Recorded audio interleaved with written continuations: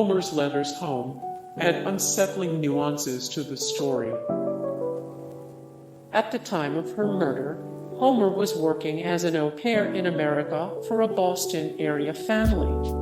Seeing as how she had traveled to the States on a whim after winning the lottery, this may have not been exactly the kind of trip she thought it would be. In letters to her friends weeks prior to her death, Homer claimed that something terrible had happened. In a letter to Ulrika Svensson, Homer wrote that she would reveal more when she returned home. Aside from the mysterious, terrible thing that had happened, in a letter to her friend Charlotte Sandberg, she wrote, "There is always so much cleaning, and I think I am stressed all the time. So this is not exactly what I thought it would be." Homer's good fortune quickly turned rotten. This all started with a lottery ticket. Before traveling to America, Karina Holmer won $500 after buying a lottery ticket on a lark and decided to go on a trip. This is a turn of fortune that can happen to anyone. It just so happens that Homer was flying to her doom in the summer of 1996 when she chose to visit Boston. Upon arrival in the States, she found a job as an au pair and a group of friends who had also immigrated to the US and found employment in the nanny business.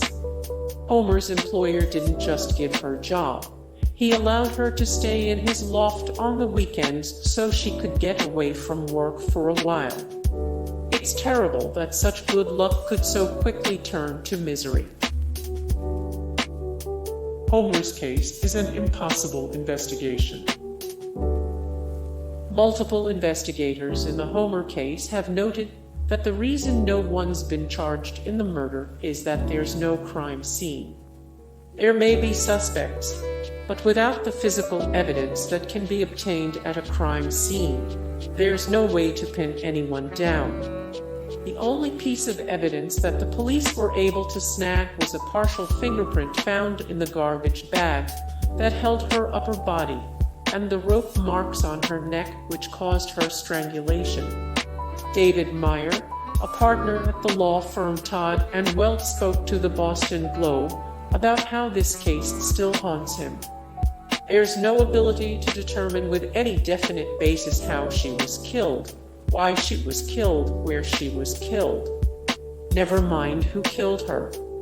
The best that investigators, professional and amateur, have been able to come up with in terms of the lack of evidence at the spot where Homer's body was discovered is that she was kidnapped from the area, then strangled and dismembered in another place before being dropped off in the dumpster.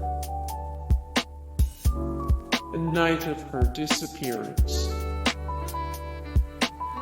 The night of her disappearance. Homer's bottom half was never found. The most sadistic part of the murder is that no one has ever found Homer's lower half. 2 decades later, it's unlikely that it's ever going to turn up, and if it does, it won't be in a state that lends itself to collecting evidence. A theory has been floated that Homer was a victim of a serial killer that spent some time in Fort Lauderdale, Florida, murdering prostitutes.